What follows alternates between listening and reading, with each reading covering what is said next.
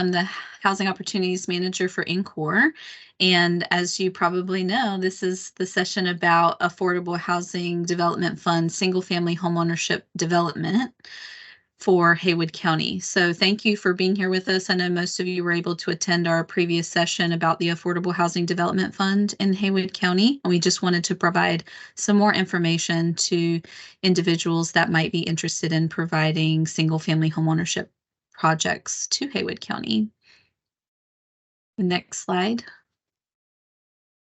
In regard to an agenda for today, just at a high level, we're just going to go over some introductions. We'll talk a little bit about the program manual updates that we have made, the affordability requirements, really talking about the term there for what affordability will require. Just a reminder about the environmental review process that will be required, the funding gaps, the construction lending terms, and then we'll have an opportunity for any questions that you might have at the end of the presentation. And then also just to let you know, if you do have questions during the presentation, the chat function should be available and we can answer those questions there. So just know you don't have to wait until the end of the presentation. If there's an apropos question that comes up, we're happy to entertain that during the course of the presentation. In regard to introductions, I just want to make sure that I recognize Tracy Coloris. She's our Community Development Director. She'll be chiming in during the presentation today as well. I also have, not on the slide, but Alicia Curry is here with me, and she's doing the slide presentation and taking notes for the presentation. She may also chime in to the discussion, and we have various other members of the Encore staff that are here with us.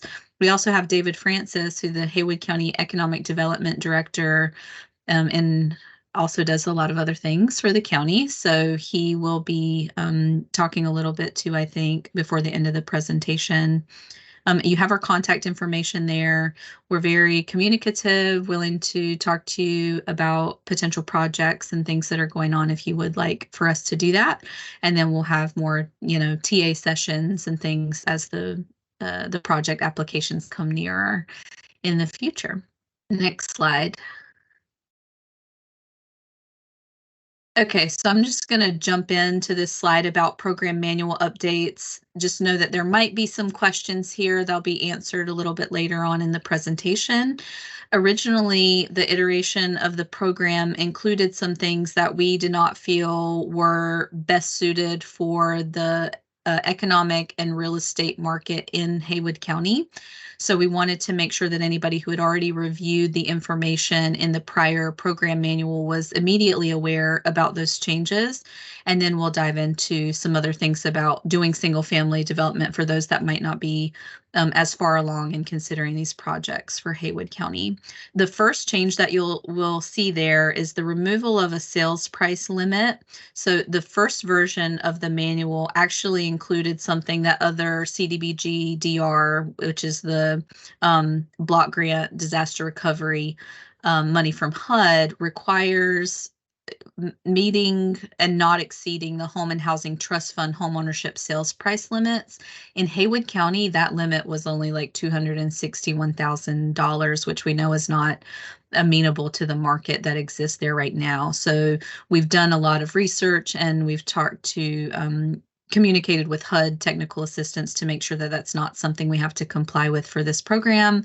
We feel confident at this stage that we do not have to comply with those depressed numbers. So version 2 of the manual removes that sales price limit for home ownership units, so we don't have to stick with that limit. Now, removing that limit for the housing price sale limit, we also wanted to make sure that we're setting up successful parameters for the program. So you'll see the addition of a per unit funding amount.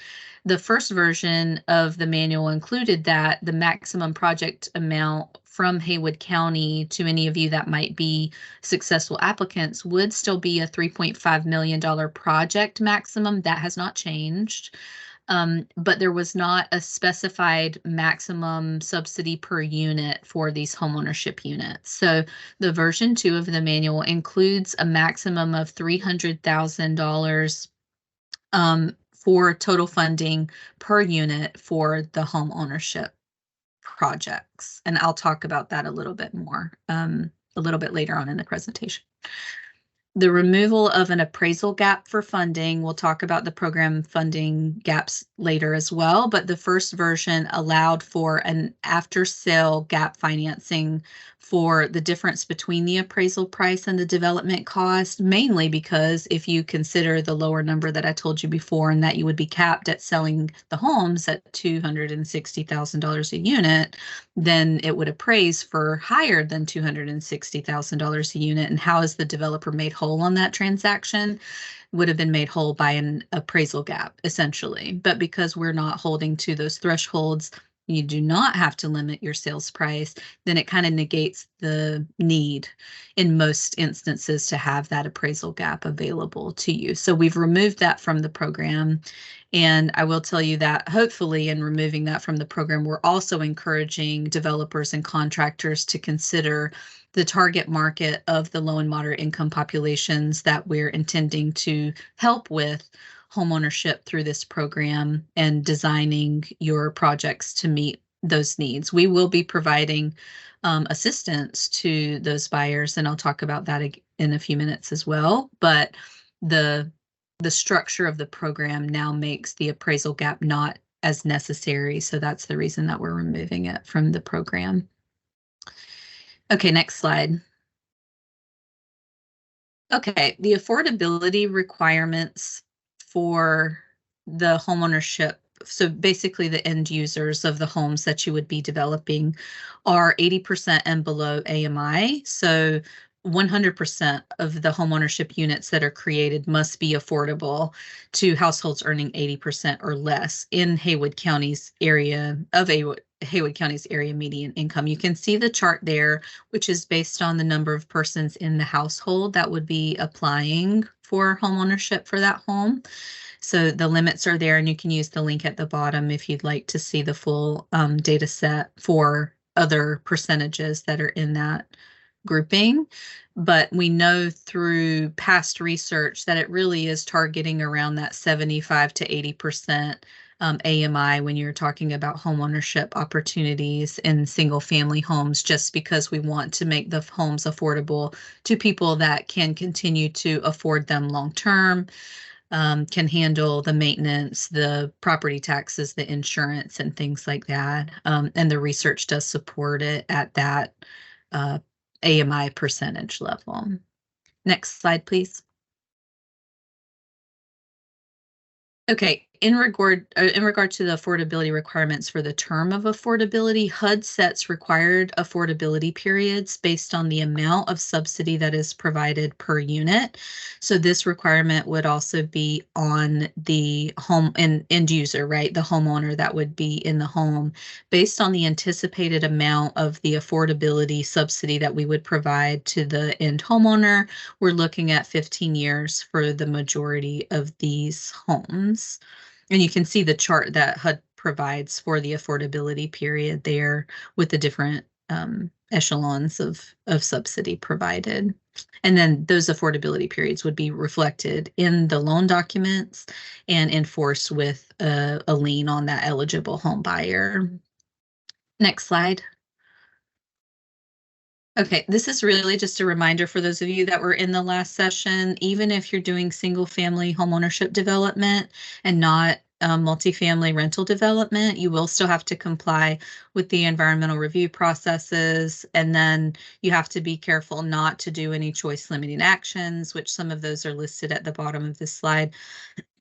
But you would just want to make sure that you're not doing work before the environmental review is completed. You're not acquiring property that you did not already own until that part of the process is completed, and just making sure that you have your authority to use those grant funds. You get notice from Haywood County that you have the ability to proceed on your project before you are taking those steps, because that would be one of the critical things that could happen to jeopardize your funding if you did not follow those things in the correct order.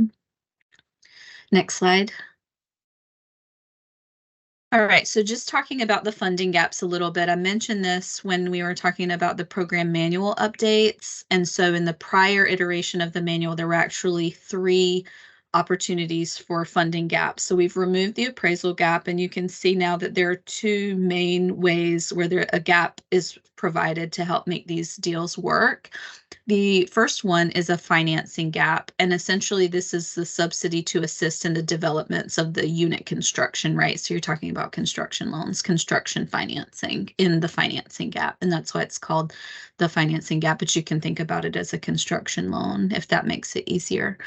The other infusion of money would be at the affordability gap. And the affordability gap is really the gap that's provided because we know we're trying to provide funding for or housing for low and moderate income persons. And they will be getting first mortgages on these properties, but at the cost that may be happening for the homes in today's current market, then they will still need assistance to be able to originally afford the home, right? So the affordability gap provides that additional assistance to the homeowner for down payment assistance and closing costs. Okay, next slide, please. This is really just a financing gap example to try to make, and all this isn't very simplistic, but we just wanted to kind of go through the basics of the example. So just illustrative, doesn't have to be, and we tried to use kind of round numbers, but assuming on this particular example that there's building 20 single family units infill, so they're on different pieces of land, and that their goal would be for that neighborhood of 20 homes to the houses earning up to 80% of area median income. We know that has to be the target. And I do want to be clear that there is no structure in this program to provide single family homeownership through the Affordable Housing Development Fund above 80%. Okay, just want to point that out.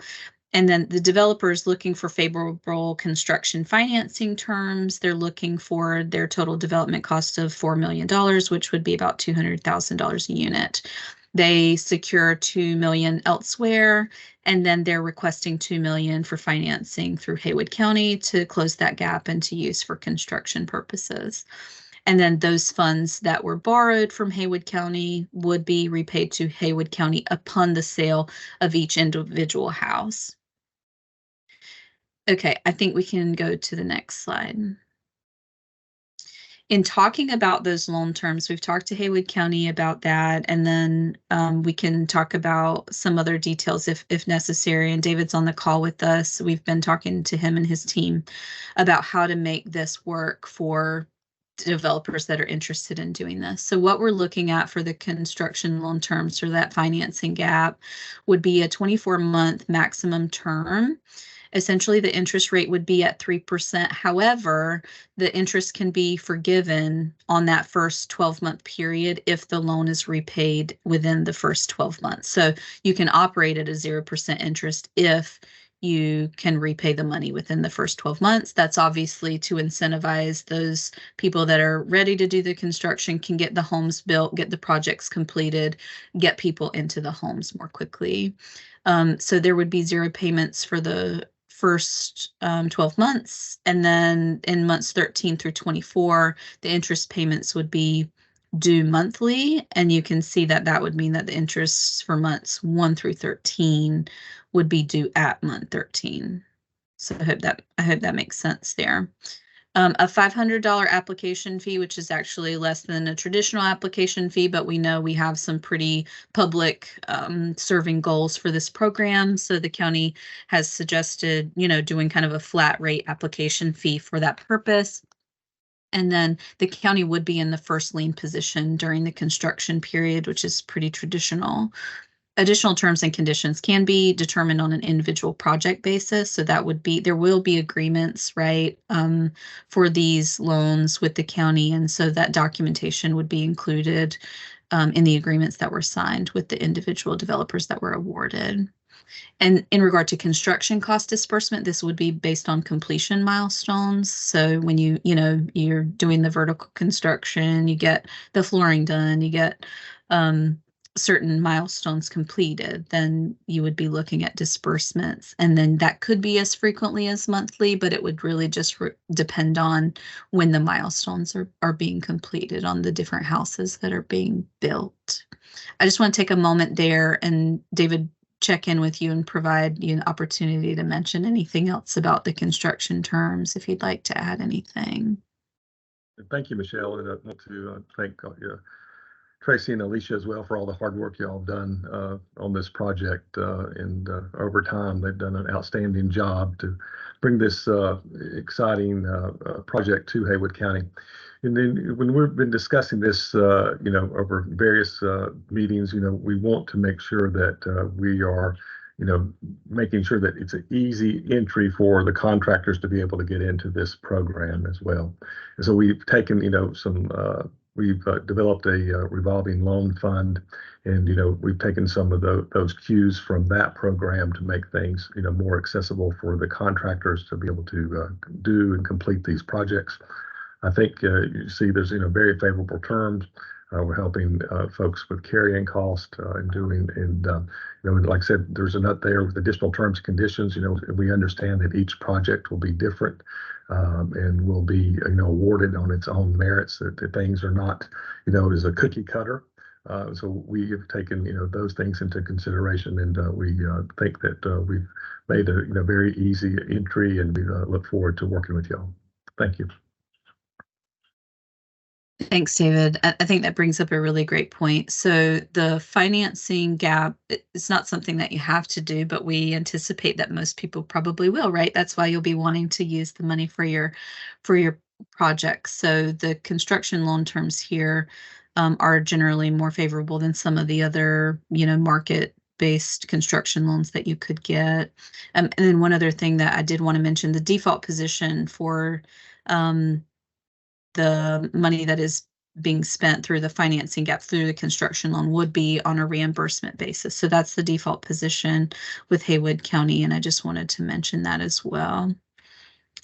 Okay, I think we're ready to go to the next slide, Alicia. Can I ask a question? Don McGowan. Yeah.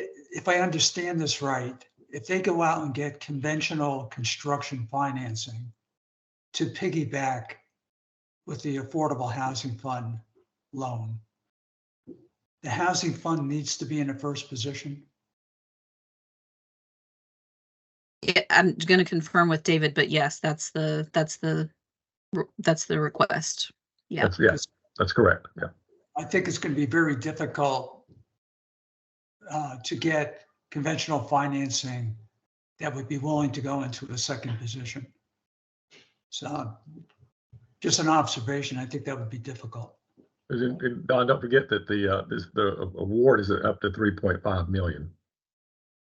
So we'll see how many projects come in above that. So.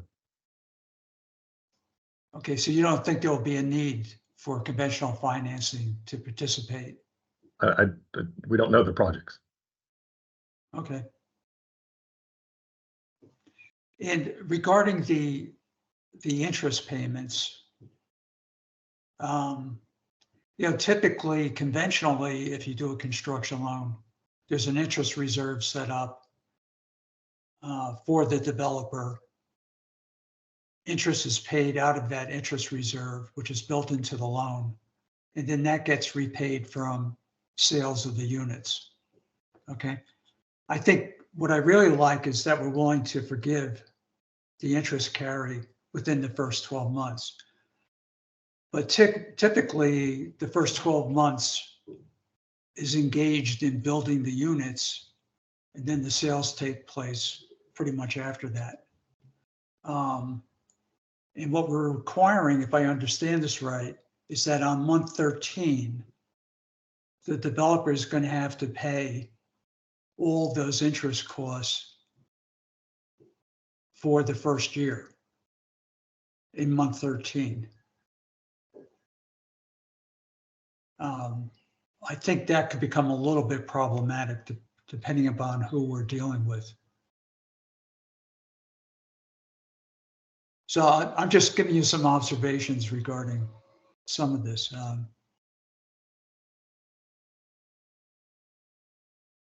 Yeah, we don't necessarily disagree with the fact that it may be problematic, that it may not be perfect, but hopefully, it's the balance of providing benefit in other ways. So, and we of course will take the information that we receive on the call today and additional information that we receive as people are putting together applications, and see if anything needs to change as we're working with the county and developing the program.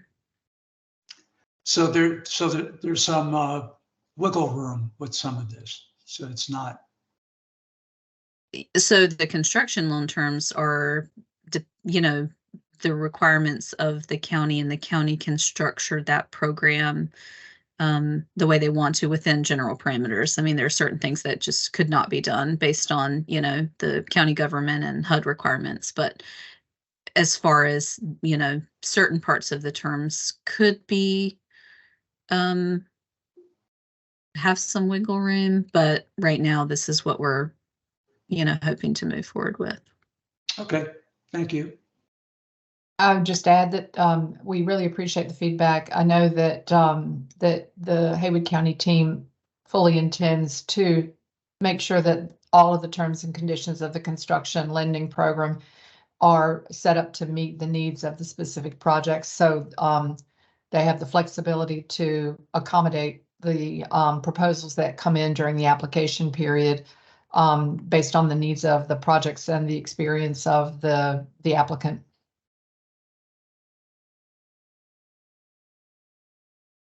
Yep, and as you can tell from the bullet that was on the previous slide about the additional terms and condition, part of that is built in because we know projects will have different needs and different experience levels, and so they can hopefully provide the needs that they have and still meet the needs of the county in protecting their own interests, Okay, thanks, Alicia. We can go to the next slide.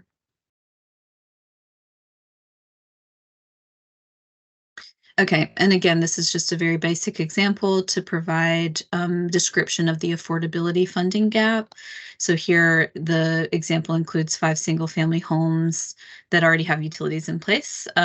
So here they're requesting $600,000. The construction cost would be $200,000 per unit for $1 million.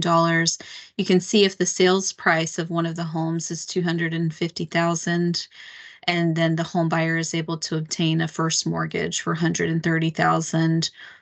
The $120,000 to meet the sale price has to come from somewhere, right? And in this situation, that money is coming from the Affordable Housing Development Fund through the affordability gap, essentially, right? So the $120,000 would be provided through the affordability gap for that home buyer. And then with the other 4 units, assuming similar cost and similar first mortgages, and that would be an additional $480,000 in gap financing needed for those remaining 4 units. So you have $600,000 that would be requested through the budget documents that were provided for the application, just to make sure that that makes sense to potential applicants. So you would be making an estimation of how much affordability funding would be needed for your application. And that should be included in the budget model that's included in your application. Okay, we can go to the next slide. Okay, this is just providing another example from the developer perspective, so that there's an option on a parcel and they'd like to build 10 homes. And it kind of brings together the 2 different types of gap financing that can be provided on the project, right? So they're targeting the 80%, up to 80% of the area median income buyers. That's their target population. The developer is applying to the Affordable Housing Development Fund in Haywood County for $65,000 per unit for financing and $70,000 per unit for affordability gap funding, which would make their total request $1.35 million. And that breaks out to show that it's $135,000 a unit they're asking for. They're beneath the $300,000 in this example, max per unit, right? They're beneath the $3.5 million max proposal request that would be required. And then in this scenario, Haywood County would be providing the $65,000 in building costs per unit through the the financing gap, and then they would be providing $70,000 per unit for the affordability assistance for those eligible home buyers that would need help with those down payment and closing costs. And that's a very simplistic example of how it would work, what a basic proposal would look like, what a developer would be asking for to make their project work through this fund. Okay, next slide. Just to kind of reiterate a few of the items to remember from this kind of 30,000-foot view. $3.5 million maximum award. The developer fees are capped at 15%, and the general contractor fees are capped at 20%. And we think we've been pretty realistic about, using government funds and still including those types of profit percentages. Just had to, try and feel like we're being judicious in providing a cap, but a cap that's higher than multiple other programs that are doing the same type of thing. The preferred pre-sale approach, which means that you're doing your market research, you're having home buyers identified to make sure that once you get the homes built, you can get people in the homes, which we understand is not too much of a problem these days in the current market, but you still want to know that you have people that are interested in buying the type of home that you're building that can afford it through this program. The construction must meet green and resilient building standards. If you're not familiar with HUD's green and resilient building standards, would encourage you to go and check those out, make sure that you're aware of what those requirements are, because it's not just standard building procedures for some types of requirements. The homes must be sold within 9 months of construction completion. That's just a requirement. Again, we don't foresee a lot of issues with that, but we need to put those requirements into the program to make sure that for whatever reason, people were not delaying getting homeowners into the homes once that construction was completed. We're not looking for leaseback situations where you got renters in the home and then eventually get homeowners in there.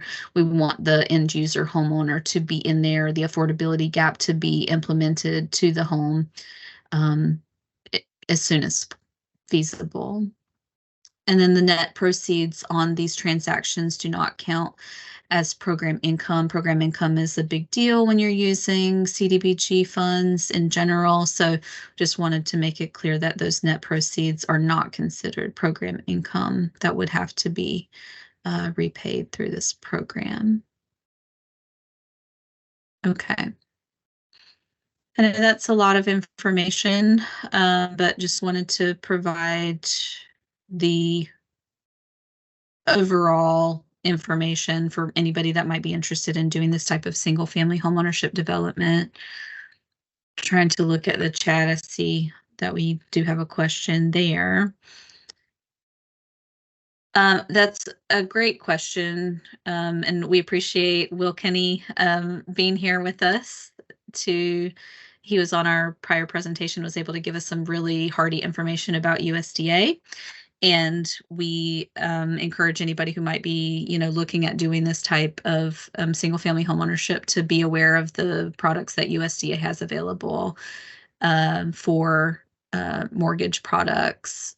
We know that it would probably be estimation if you don't know the individual buyers, but just if you're using the numbers from the 75 to 80% AMI population, we actually have a spreadsheet that we will be providing before the application period so that people can kind of run some basic numbers, but it will be an estimation on the part of the people that are providing the applications. Yeah, Tracy, please.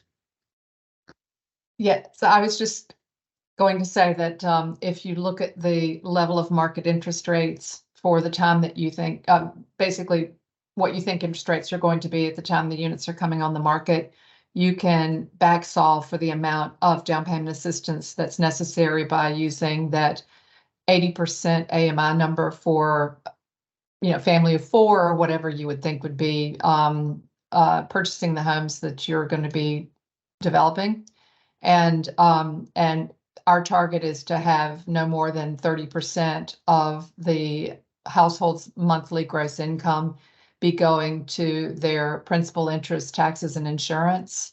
And we also have some estimates in that spreadsheet for what taxes and insurance would be for the county. I don't believe that they include any additional municipal taxes, but we have the county estimates in there that can be a starter. But there's a way for you to estimate how much a subsidy the individual buyer might need. And thanks for that, Tracy and Michelle. And good afternoon, everyone. And the reason I'll ask that question is because with our program, we can do 100% financing. The example that you provided was for that 250,000. We could do all of that for that particular borrower. And because of our program being affordable, we don't go above that 80% AMI anyway. So those applicants or those home buyers would, we could do 100% financing for that. I just wanted to mention that. That's a really good point. One of the items that you'll see in the spreadsheet that we're going to share is an assumption that we're targeting no more than 80% of the sale price being financed for the buyer, because we are thinking if they have to get a conventional loan, we don't want them to also have to carry mortgage insurance if we are able to give them enough down payment assistance so that they won't have that additional cost. Okay. And agree. So, but your point's well made, and William, and also since USDA's mortgage rate is significantly below market rates, if an applicant for this program wants to include USDA financing, that's something that I'm sure they will want to work out with your local representative to make sure that the area qualifies and that they know exactly how that would all work. Perfect. Hey, thanks, Tracy. Thanks, Michelle. Thank you. Thank you so much for sharing those, and thanks to Tracy for talking about that too. And then did also want to mention that I think we've done research with William about the USDA areas, and it does have a lot of coverage in the target area that we're talking about as well. So please feel free to look at that if you think that would be something that would help. We appreciate that resource being shared on the call. We had another question in the chat too about rental development, and the Affordable Housing Development Fund does have applicability for multifamily rental development. The way that it's written in the action plan and the manual as exists now, and we've had this conversation with Haywood County recently too, it's not contemplating single family rental development at this time. So that's just kind of where we are with the program design and development at this stage. And we use the industry standard definition of single family being 1 to 4 unit structures.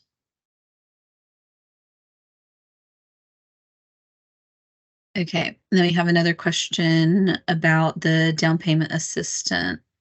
Yeah, so the affordability gap in providing that down payment assistance is structured as a second mortgage with promissory note, the restrictive language about the affordability that has to happen. And then if you were to sell the home in that 15-year period, assuming your subsidy was over the $40,000, then you would have to repay the money because of the affordability term. But that's exactly how it operates. Great question.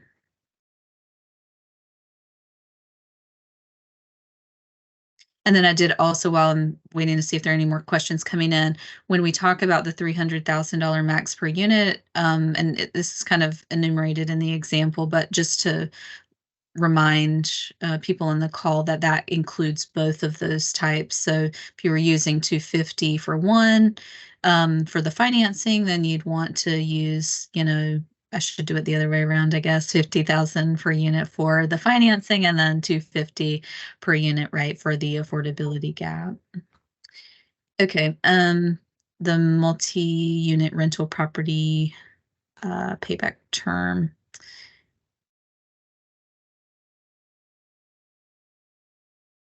I believe that's for multifamily. The payback, new multifamily construction is 20 years, I believe, and we can always answer those questions for you offline. This presentation is specifically about the single family home ownership, but we are available to answer questions about the multifamily application process too.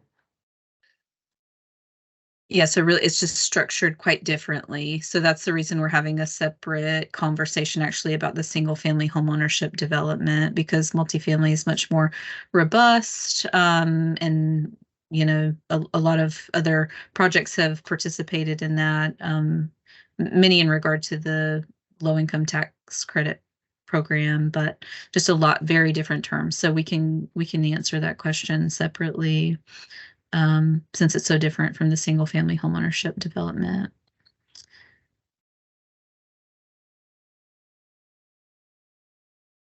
Okay.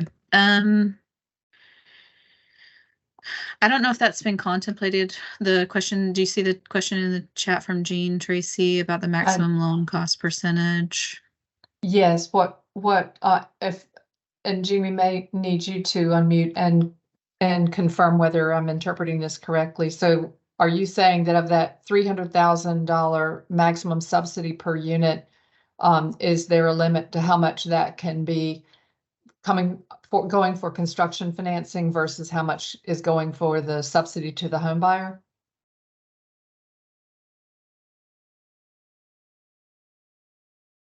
Okay. We did not find it necessary to put that limit into the program guidelines because from our analysis, the home buyers are going to need such significant levels of subsidy to be able to afford the loan that they're going to qualify for under our estimations, that we expected that the majority of the available funding per unit would need to go to subsidizing the home buyer.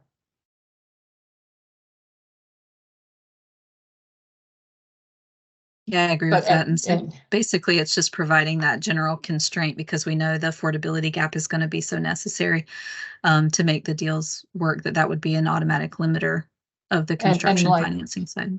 And like David said, we don't know exactly what proposals are going to come in. There could be an occasion where that there's not a constraint because of some other factor that we aren't anticipating.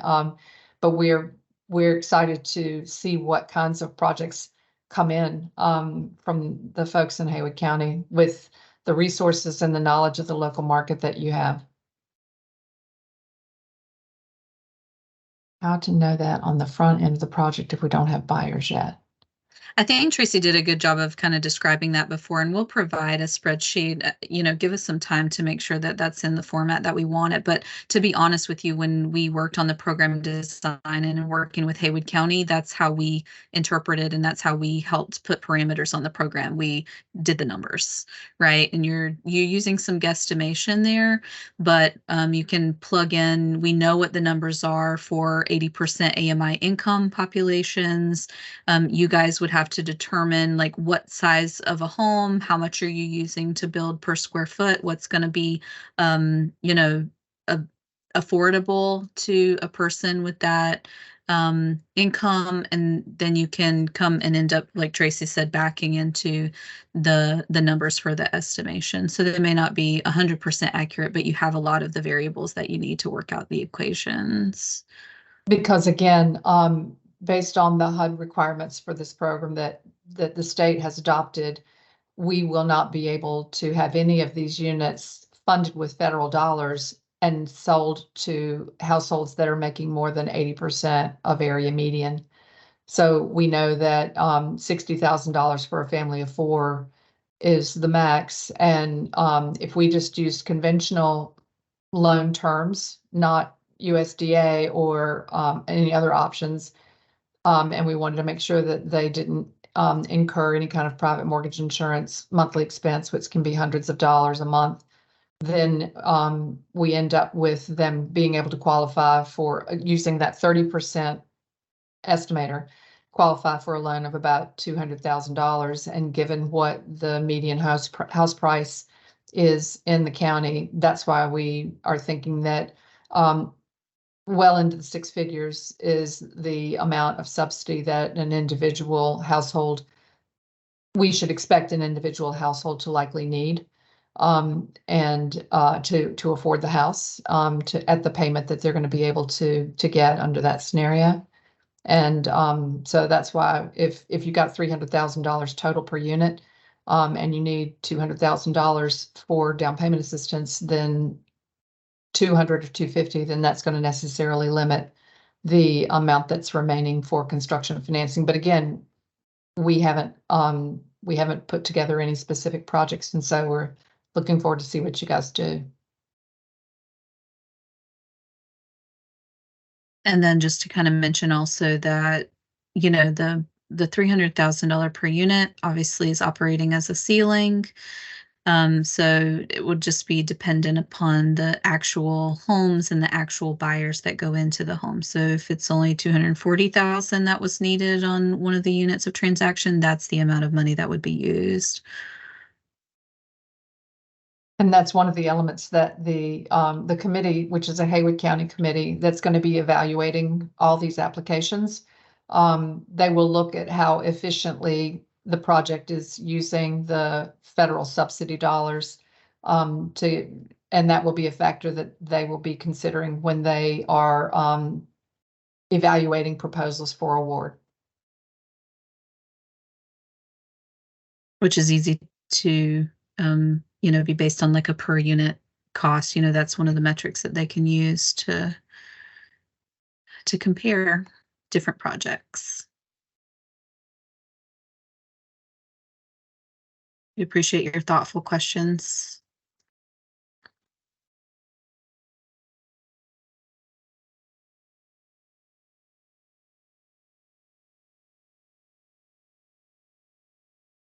Is there anything else you want to say about that, Jean, in regard to the difficulty for financing needs? Anything specific you're thinking about other than the things we've talked about?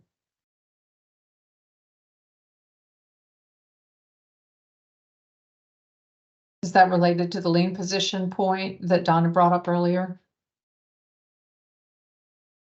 All right, thank you. Thanks for that. Any other questions? Does anybody else have any questions? Feel free to take yourself off mute, or you can type them in the chat as people have been doing. I guess one of the questions I have is that I think it's important that we leverage these funds as much as we can to make this as efficient as it can be. So to the extent that we can piggyback other types of financing in combination with the Affordable Housing Program grants or loans would be an important aspect of the program. So, you know, in terms of the down payment assistance, could we piggyback other soft seconds behind your soft second? You know, there are other soft second programs out there as an example of that. And the same concept, at least in my mind, goes to whether we should be in the first or second position on the construction financing. So as an example, if we could get a conventional bank or other financing program in a first position, and we can piggyback that with a second from our program, that makes our program more efficient so we can leverage that money for other uses. If you're following me at all, this gets very contorted, I guess, but. Yeah, that's a good point. And I know that David will want to consider that at the county level, since the county is the one that's going to be that construction lending entity. And I will say that on the, to your point about soft seconds for the actual down payment assistance portion, that is a program that is modeled after one that we've been operating in other parts of the state. And we do not require, we don't require any lien position because obviously it's a second mortgage. So the first mortgage lender is ahead of us, as can be any other providers of down payment assistance, like North Carolina Housing Finance Agency, for example. We are agnostic on that point. And I will also mention that if there are any changes made to the materials that are presented, then we will be providing updates to the people that were on the call. We're pretty good about sending out updates, and we provide question and response documents during the open application period that will be provided on our website and the Haywood County website too. So you can see updates to questions such as the one you guys are asking during this program. Once we get a little farther into that, we have provided information, and Haywood County is providing information earlier on in the process than is normal for government funding, to be honest, because we collaboratively want to make the information available as early as possible so that people can structure their deals, be thoughtful, and put financing structure and deal structure together, and come to the table with some creative and strong application proposals.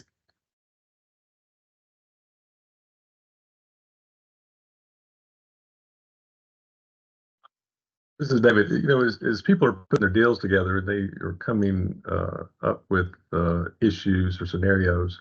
And that's the perfect time to be in contact with us, because certainly be seeing things on the front side that we're not seeing, and it'd be important to bring those issues and let's address them, and we can do that individually, then collectively as well. And one of the we think well-designed parts of this competitive selection process is that David is not one of the deciding persons. Tracy and I and Alicia are not the deciding persons, so that we can run scenario questions with anybody that is looking at fulfilling, putting in an application without jeopardizing the competitive nature of the process. So we're great points of contact to try to run those things out and work with the county, and still have a solidified competitive selection process for proposals. Any other questions? Dave might have asked you this question, but if you have a property in the floodplain, which would require flood insurance, is that problematic or is that okay? Any properties in the 100-year floodplain are not acceptable for this program. If you're in the 500-year floodplain, then there are other mitigation efforts that would have to be done, and increased environmental review, and it would be based on the environmental review whether it would be acceptable or not.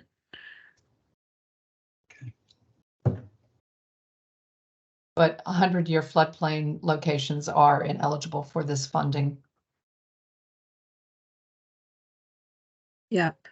And I think there will be several questions on the application that kind of get to that, if it is in the 100-year floodplain, then that won't be eligible application. And I think there will be questions about whether the property has also flooded, because there are just various scenarios there where you have properties in the floodplain that haven't flooded recently, have properties outside of the floodplain that have, but it's really relying on, because we are disaster recovery funding, we just are not building anything in the 100-year floodplain. Okay, last call for questions.